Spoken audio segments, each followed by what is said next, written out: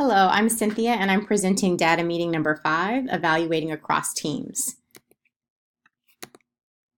So an overview of the team discussion, I was able to meet with Teresa from team 3 and I looked at her SMART goal, her action plan, the implementation plans, and then I evaluated the process of their data meetings, and I also made suggestions during our meeting, and then I also thought about a few things after we talked. So Team 3 SMART goal, they stated that at least 80% of students will use their interactive notes successfully according to the demonstrated process for their exit tickets. And I actually want to go into their action plan so that I can present what those teachers were teaching and the data that they were looking at, and then the different tactic methods that they are planning to implement. So they have 3 basic tactic methods. They have a graphic organizer, and then 2 different learning apps that are basically just strategies for students to be able to use their interactive notes. So for the graphic organizers, students will have to use their interactive notes to be able to complete their graphic organizer, and it will help them just put it into a system or a sequence. And then as far as the learning apps, the students are able to work in pairs, they are able to compete, and also they can get, at least with the Pickler assessment, they're able to get immediate feedback of their answers. Were they right? Were they wrong? I think that will create a sense of instant gratification, almost like you would see in gamification, where students are encouraged to compete, and it's just more engaging. I think it'll increase student engagement. So I think those 2 learning apps are really useful. And then I'm actually going to get into more of an evaluation that I made on this action plan. So I'll go back. And as far as evaluating their implementation plans, I'm looking at these 4 criteria. Are the implementation plans realistic? And so on for the classroom audience. 2, does it seem likely that teaching and learning will improve once they're implemented? 3, my suggestions for improvement. And then 4, some technology suggestions. And then just to kind of highlight again, these are the 3 implementation plans: the graphic organizer, the online math apps, Socrative Learning, and Pickler's app. And then the technology tools such as the iPads that they'll be using.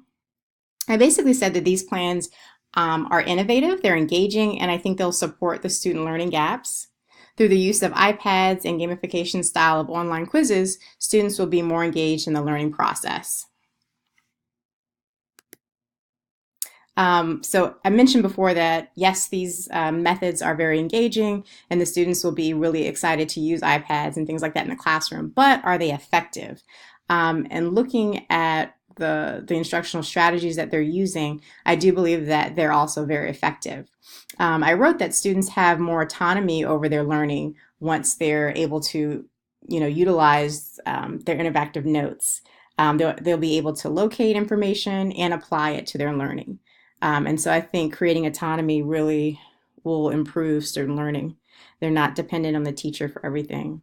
Also, I see a lot of differentiation in this action plan through the graphic organizers and online tools. I think it gives students multiple opportunities to practice their math facts in a variety of ways or platforms. And then just finally, my suggestions for the team. Instructionally, this was something that I took from my team's action plan. We decided to create a unit plan, and I would also recommend this to Team 3. I think the unit plan can help to elaborate and also help to organize the sequence of information that they have in their action plan. Within the action plan, there's not a lot of space for how you would accommodate for student learning. Are you going to be grouping with certain activities? Are students working individually? So a lot of those things aren't something you would see in the action plan. But once you write out a unit plan, you're sequencing information by the day. And then also you can have an opportunity to write out the questioning. I know they mentioned in their action plan that they would be probing students throughout the lesson, but actually writing out higher order thinking questions would be helpful. And then it will also create consistency amongst classrooms so that no matter which class it is, all the teachers are using the same format, right? They're using the same sequence of instructional strategies. And that should definitely help when you're assessing data and what the students learned.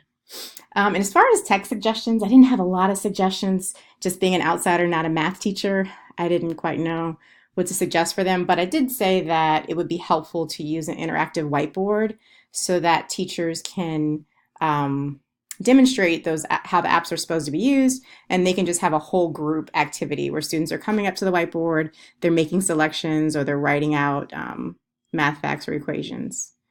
So that was basically my suggestions for Team 3. So far, it looks like they're doing a really, really great job.